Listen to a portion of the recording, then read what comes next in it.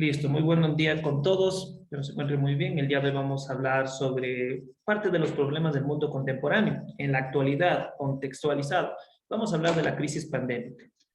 Y más que todo acercándonos al contexto ecuatoriano entre el año 2020, 2021 y lo que va a venir en el año 2022, ¿de acuerdo? Pero nos vamos a centrar básicamente desde que empezó la pandemia, en el año 2020 en Ecuador, y los meses más cruciales y más difíciles que tuvo el Ecuador, especialmente en abril del 2020, cuando se encontraban cuerpos esparcidos en la calle que habían fallecido y que sus familiares, para no tenerlos en el hogar, los sacaban a las calles para que los pasaran recogiendo las autoridades. ¿Okay? En la época en la que escaseaban los ataúdes de madera y tenían que ser enterrados de cartón o lanzados a fosas comunes en fundas de basura. Bueno, no es en funda de cadáveres de tipo de basura, ¿no? Fundas plásticas que, a pesar de ser fundas que no costaba más de $3, llegaron a costar hasta $30, casi un 100%. ¿Okay? Todo esto vamos a ver dentro de un panorama objetivo sobre cómo fue la crisis pandémica. Hablando directamente de una breve exposición de la problemática de la pandemia en el Ecuador, ustedes saben que en la cultura ecuatoriana el morir es un suceso muy fuerte, un suceso que marca a todas las familias y que marcó a todas las familias, o también a ustedes, cuando una persona fallece, y especialmente de una forma tan arbitraria como el coronavirus, con esta enfermedad, en la cual no te mata enseguida, sino que duras muchos días en sufrimiento. Tal vez en camas de hospital o en UCI, para posteriormente ya no volver a despertar, dejando endeudada a tu familia, con un gran dolor y vacío a tu familia, y un dolor que no se repara tan fácilmente. Dentro de nuestro contexto, muchos de ustedes por lo menos tienen un familiar que falleció con COVID, o algún conocido que falleció con COVID. Eso es algo real y que sucedió, que sale más allá de las pantallas cinematográficas de un mundo apocalíptico, y que en verdad sucedió. Entonces, en nuestra cultura, morir constituye un acontecimiento de intensa emotividad, de esta carga emotividad que afecta durante muchos años. Sufrimiento angustiante cuando los ciclos vitales nos obligan a despedirnos de quienes no volverán a estar en nuestras cotidianidades. Y esto sucede de forma abrupta, ¿ok? Aparece esto bueno, se escuchaba desde diciembre del 2019 una nueva enfermedad, la cual estaba secreto a voces en China, la cual, como ustedes saben, el régimen comunista chino no permite que salga cierta información que pueda ir en contra del régimen. Entonces ya se escuchaba de una posible pandemia, de una posible enfermedad. Hasta el diciembre y el año nuevo, pues nosotros vivíamos en una normalidad. A partir de marzo del 2020, las quincenas de marzo, vemos cómo aparecen nuevas noticias y el Ecuador, el Estado, propone un estado de excepción y un impedimento para actividades cotidianas, porque se registra el primer caso aquí en el Ecuador de una persona que viene de España, ¿ok? Y que infectó a varias personas a su contexto. Posteriormente esto se expande porque no veía la gravedad del caso y se llega a perder el control, especialmente por el precario sistema de salud pública en el Ecuador. Y hablo de precario más que todo por la forma hablando de políticas internas en la cual no destinaron la tecnología, los insumos y la economía necesaria para mantener un sistema fuerte de salud. ¿Cómo lo hicieron otros países que tenían, a pesar de tener todos los insumos y la tecnología, aún así la pandemia fue muy fuerte? A comparación del Ecuador, que vivía en un sistema precario todavía y con pocos especialistas en el área, pues obviamente cayó en un caos total el sistema de salud. Entonces esto en el 2020 colmó todas nuestras emociones, el miedo y el pánico se desató, y un estado de emergencia fue latente durante mucho tiempo hasta agosto del 2020. Durante los meses de marzo, abril y mayo del 2020, nos enterábamos que miles de fallecimientos a causa de una pandemia planetaria de connotaciones sorpresivas y tan aceleradas. Se supera ya el 500.000 de fallecidos a nivel mundial. El COVID-19 emergió como incontenible cascada, no se lo pudo prever y no se lo pudo mantener fijo. El Ecuador sucumbió como un edificio construido de caña, sucumbió al peso del COVID-19. Entre abril y agosto del 2020 es donde se repunta básicamente toda la problemática pandémica. La gente fallecía en las calles, la gente veía, hasta llegó un punto que normalizaba ver a una persona caída en las calles, ¿ok? Tratándola a veces de revivir, pero las personas caían como aquellos pájaros que están enfermos y se desmayaban en las calles, puestos mascarilla, intentando respirar algo que es necesario, nuestro oxígeno. Especialmente en el Ecuador, fue trágico observar cadáveres arrojados en las aceras de la ciudad de Guayaquil. Se lo denominó internacionalmente como el Wuhan latinoamericano. ¿Okay? Wuhan, la ciudad donde empezó esto de la pandemia, donde apareció, donde se veían panoramas similares. En cambio, aquí en el Ecuador, Guayaquil, tanto su contexto, su desobediencia civil y también su geografía y su clima, hacía que las personas no se protejan y no usaban mascarillas. Entonces la gente comenzaba a ver como esto, como algo apocalíptico, como el fin del mundo. ¿Okay? También observamos que el COVID-19 era una enfermedad incurable. ¿Okay? Una situación que nadie podría sobresalir sobre este contexto. Una especie de atentado fatal en contra de las tradiciones ceremoniales en honor a quienes fallecieron. El Estado ecuatoriano prohibía las ceremonias de tipo funeral a las personas que fallecían por COVID.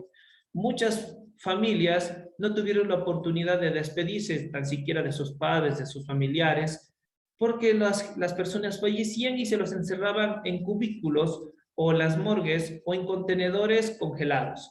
Llegaba un punto donde los cuerpos se descomponían tanto que no podían ser reconocidos más que con las huellas digitales o a veces en base a la dentadura. Entonces, el municipio y el Ministerio de Salud Pública y el COE mejor destinaron fosas comunes y aún así hay muchas familias que nunca más pudieron ver a sus familiares porque sus cuerpos se perdieron. ¿De acuerdo? O había casos en que una familia enterró a su madre y resulta que la madre recién salió de UCI varios meses después y habían enterrado a otra persona que ni siquiera han conocido. ¿Ok? Entonces, durante este tiempo se eliminaron las ceremonias de tipo funeral. La mayoría de estos cadáveres provenían de contextos de pobreza y más que todo de pobreza extrema. Y hablando directamente de personas de clase media y clase baja. En muy diferentes casos, en contextos de personas de clase social alta, ellos por su condición pagaban sus clínicas privadas, tenían los recursos suficientes para hacerlo, más allá de que era una enfermedad cara de tratar, y ellos sí podían tener sus ceremonias privadas, porque el dinero les daba para hacerlo. ¿Qué pasó con el Ministerio de Salud Pública? ¿Qué pasó con las clínicas y los hospitales en el Ecuador? Vemos acá otro escenario desgarrador. Más que todo se generaba en los hospitales públicos. Ir a un hospital público en plena pandemia y repunte de casos era un caos total. ¿Okay?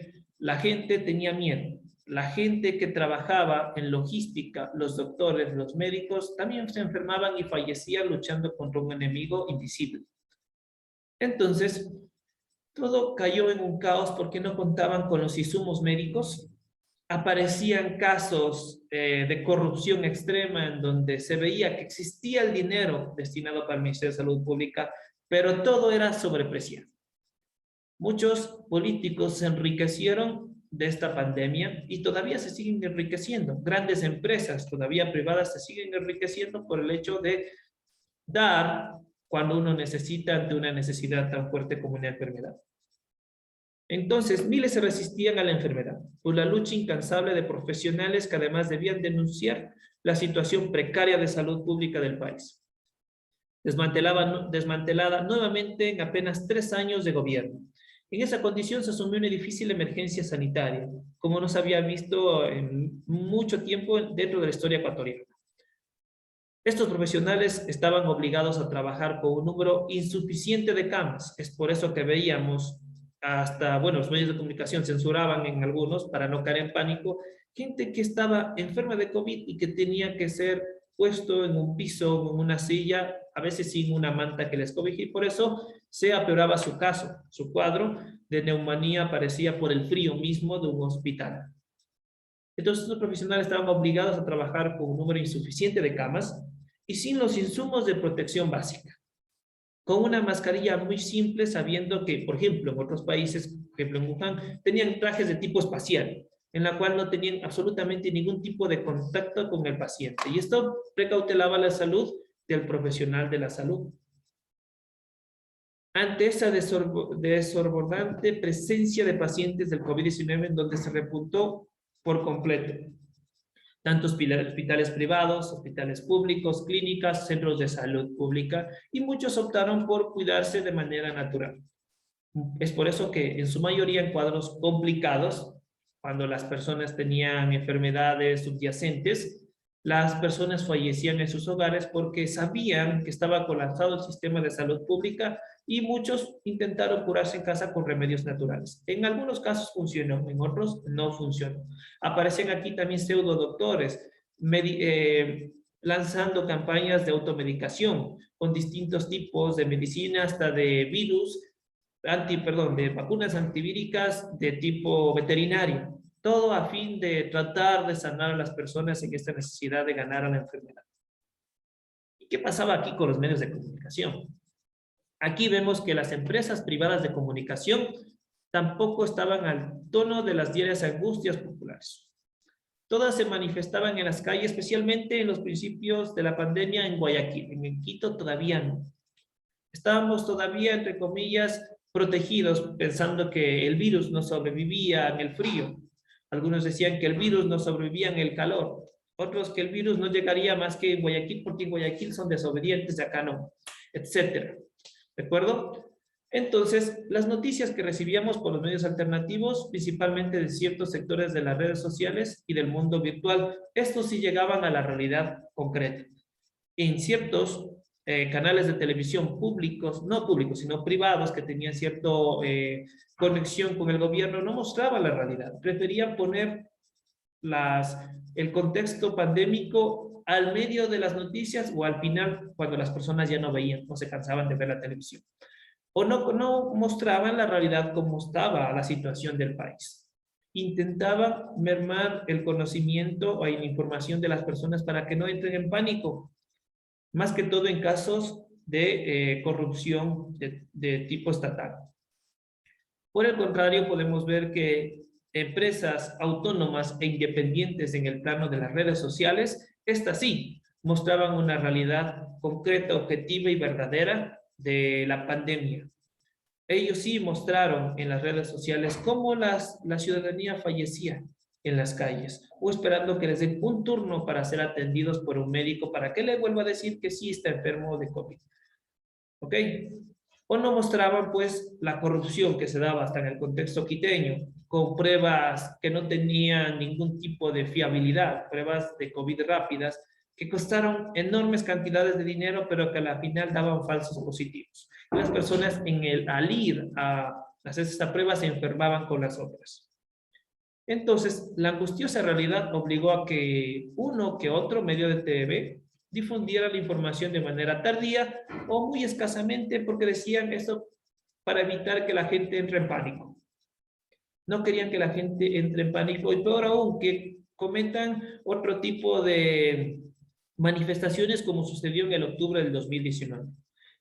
Además, el Estado, el Ejecutivo, tomó medidas, pero medidas que no fue aceptada por mucho de la gente y la población, como por ejemplo pagar abruptamente una cantidad enorme de millones de dólares en bonos a la deuda externa, hacer contratos para que próximamente el FMI nos dé más créditos. ¿Ok? Entonces, sabiendo que el Ecuador estaba sin dinero, conociendo la realidad pandémica del Ecuador, no existía insumos, no existía equipamiento para la UCI. Aún así pagaron 324 millones de bonos en deuda, obviamente al Banco Mundial. Entonces, todo este panorama demostraba no únicamente la indolencia de las autoridades, porque se creían invencibles, tal vez no conocían la realidad, y fueron de los primeros que fueron vacunados, inoculizados con una vacuna.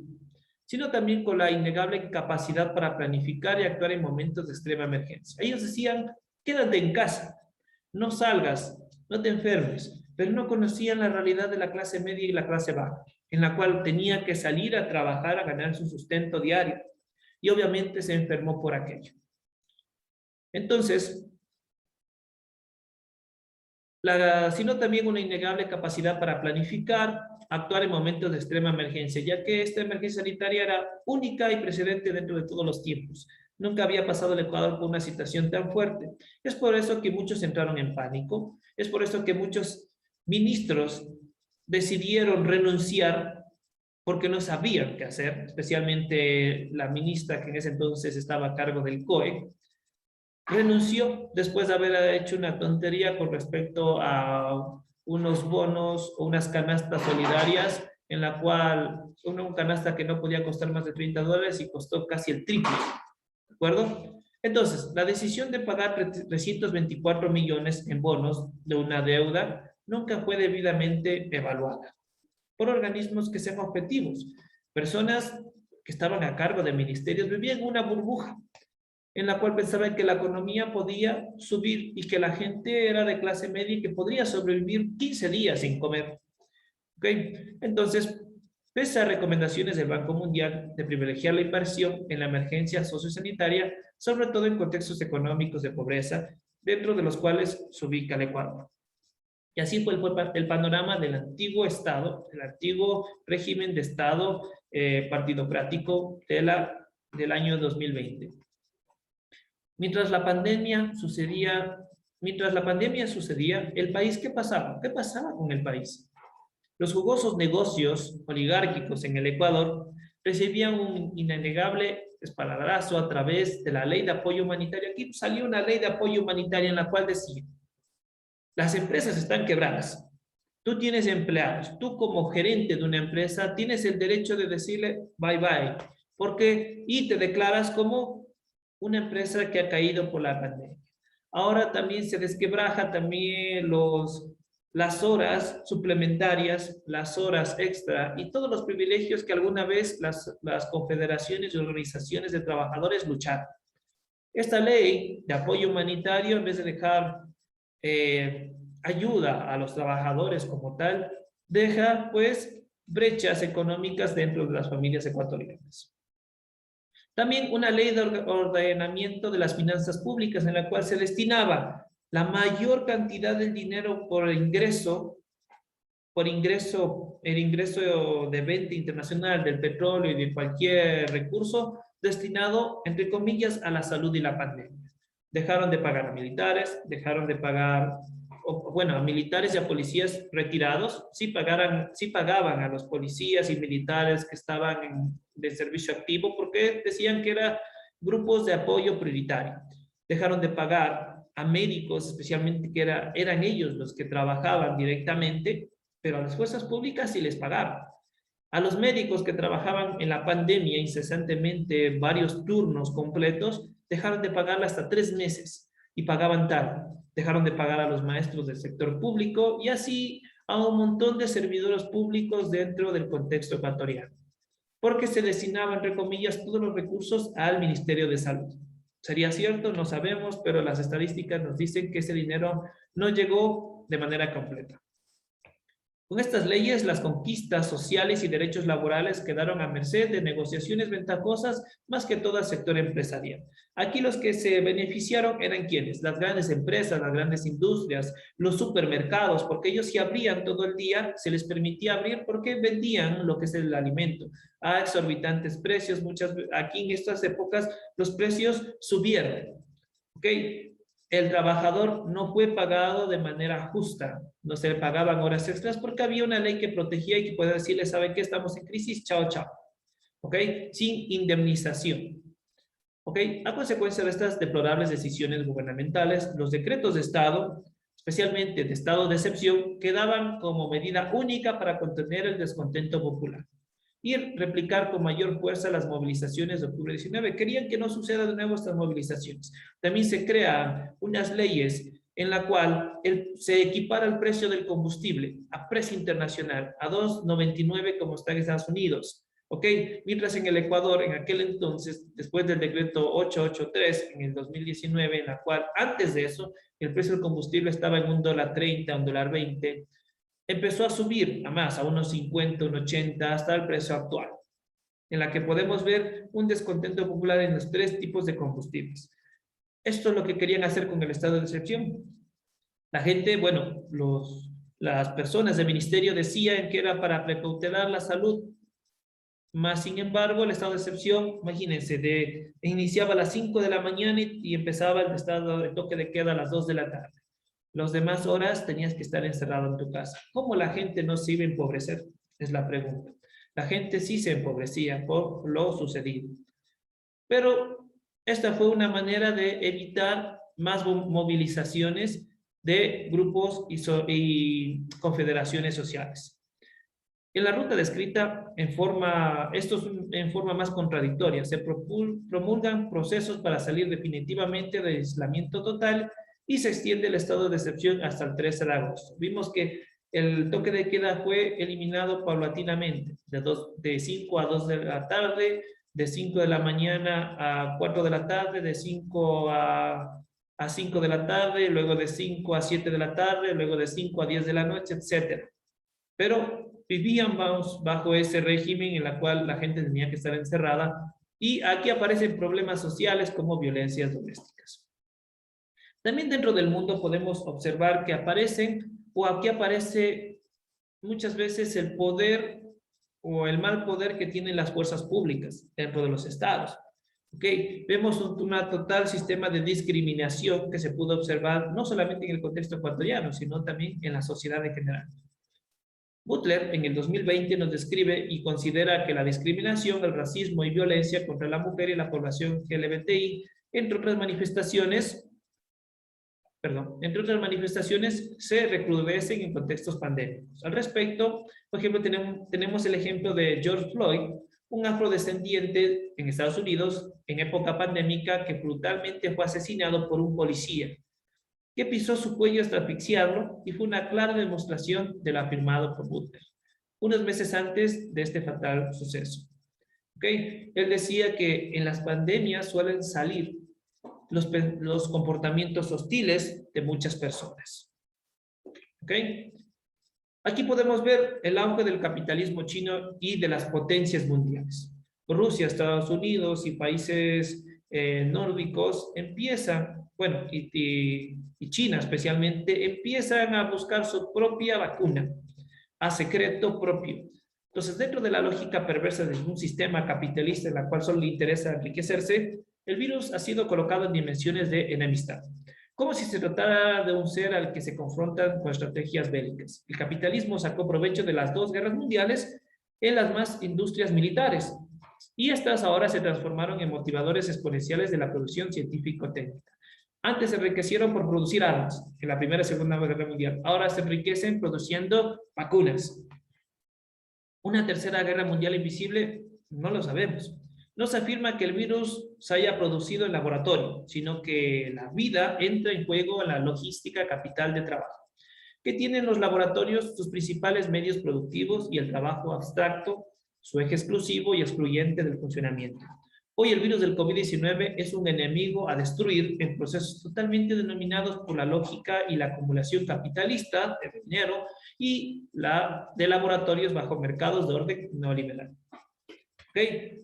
Los países se endeudan para traer vacunas.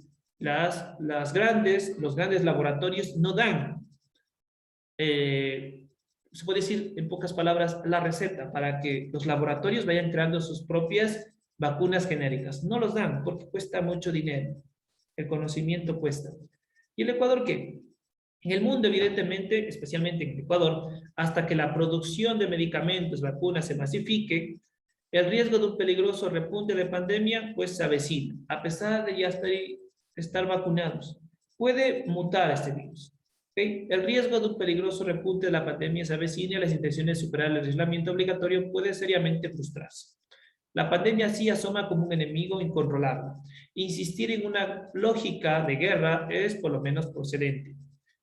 El problema no radica en la existencia de un virus, debido a que estos microorganismos son parte de la naturaleza y siempre lo han sido. mucho antes del surgimiento humano como especie. Y se dice que hay muchos virus que todavía no hemos conocido, y esto puede volver a suceder. ¿Qué camino ha tomado el Ecuador? Con base lógica mencionada, es oportuno recordar que los países como Ecuador seremos simples compradores de productos elaborados en dichos laboratorios, cooptados sin duda por grandes corporaciones transnacionales. El capitalismo sigue creciendo como tal. Bajo las actuales circunstancias políticas y económicas, estaremos afectados como compradores bajo una gestión estatal que no prioriza la inversión social en la salud. Ese es el problema. El no priorizar la salud, no priorizar la educación, no priorizar la tecnología que necesita el Ecuador para poder ser creadores de vacunas y de medicamentos. Pero ¿qué es lo que necesita el Ecuador en un panorama desalentador como el que hemos estado viviendo? Primero, debemos fortalecer el sistema de salud. Eso es algo muy importante. Los recursos del Estado tienen que ir directamente para una salud, para crear más entidades de salud que puedan proporcionar y curar a las personas que lo necesitan, centros de salud de distintos tipos y hospitales con amplia gama de tecnología. Un ejemplo de eso tenemos a Honduras. Honduras en la época pandémica construyó un gran hospital para la gente que estaba con COVID, con todo lo necesario, no fue más de 30 millones de dólares. Más sin embargo, vemos que en el Ecuador una refinería puede costar miles de millones de dólares y solo quedar en un campo vacío. Ahí podemos ver, y eso que el Ecuador es petrolero, no como Honduras. El Ecuador es un país mucho más amplio y tiene petróleo para exportar. ¿Okay? Aquí la corrupción es simplemente llenarse sus bolsillos a pesar de que los otros no me importan. ¿Qué también lo que necesita el Ecuador? Una respuesta inclusiva multisectorial a la crisis. Apoyar a los que necesitan, independientemente de la condición social. Apoyar a todas las entidades públicas, desde las entidades de apoyo social hasta las entidades educativas. Impulso a las empresas farmacéuticas ecuatorianas, porque las hay. Aquí también se crea medicina, se crean pastillas, las que se conocen como genéricas. Pero si no hay impulso del gobierno, y la mayoría de las empresas son privadas, si no hay un impulso del gobierno, ¿cómo el Ecuador va a poder crear sus propias vacunas y sus propias medicinas? Seremos siempre dependientes de las transnacionales. También mejorar la educación secundaria y superior es algo muy importante, crear el sentimiento y la empatía en ustedes y también en jóvenes de educación superior, en ver la realidad del país y decir, el país necesita médicos, necesita todo tipo de profesionales que ayuden al país. El Ecuador, yo siempre lo he dicho, a pesar de que muchas veces se molestan, el Ecuador no necesita tal vez más militares, tal vez más policías. El Ecuador necesita educación, necesita profesionales de la salud, enfermeros, necesita abogados, necesita psicólogos, psiquiatras, un sinnúmero de profesiones, arquitectos, ingenieros. Todo eso necesita el país. No necesita TikTokers, no necesita influencers, necesita gente que quiera trabajar por el país. Eso es lo que nos diferencia a nosotros con los países industrializados en donde sí la educación tiene mucho que ver. Se incentiva al estudiante desde pequeñito a innovar, a crear, ¿ok? No solamente a escuchar, sino a innovar. Ahí el pensamiento es diferente. La gente, los estudiantes, se alientan a estudiar. Les gusta estudiar. ¿Ok? No seamos consumidores. A ustedes están atrapados ante los juegos de video de las transnacionales internacionales. En las redes sociales están atrapados. Cuando de ustedes nazca esta actitud, van a poder despertar la realidad y van a poder darse cuenta que el Ecuador necesita profesionales que trabajen para el Ecuador. Y eso es lo que nosotros los docentes queremos que ustedes despierten, esa actitud empatizadora con el contexto ecuatoriano. Debemos mejorar la educación secundaria y superior, universidades con alta tecnología, impulsar la motivación de carreras útiles para el país, no TikTokers, no influencers, eso el país no necesita. Eliminar sistemas burocráticos en el acceso a la salud y educación, que la gente pueda ir a un sistema de salud, un sistema educativo gratuito y de calidad. Las escuelas privadas no solamente tienen calidad, también las escuelas públicas tienen docentes de calidad que sí les interesa que ustedes aprendan. No precarizar el trabajo docente y los funcionarios de salud. Pagarles bien, porque son docentes y porque son doctores profesionales de la salud, porque trabajan para que el Ecuador sea mejor. Visibilizar la crisis como una oportunidad para potenciar el país. Es ahora cuando necesitamos utilizar la tecnología y potenciar nuestro país como tal. Y utilizar la tecnología para mejorar el país como tal. Crear la conciencia social en todos ustedes sobre el cuidado y la convivencia y la educación. Es algo muy importante. Cuando ustedes despierten esta actitud de saber que el Ecuador los necesita y que la juventud no es solo para vivir el libertinaje, van a saber que el Ecuador va a necesitar de su ayuda durante todo lo que les quede de vida. No necesitamos, repito, TikTokers e influencers, necesitamos gente que le guste ayudar, que le guste y que quiera potenciar el país. Y si todos los políticos tuvieran este pensamiento, fuera diferente el panorama. No fuéramos la vergüenza internacional cuando nos ponían en un ranking mundial, no por las cosas buenas, sino por corrupción en el Ecuador. Eso ha sido todo, les agradezco mucho, vamos a dejar de grabar y nos queda un minuto.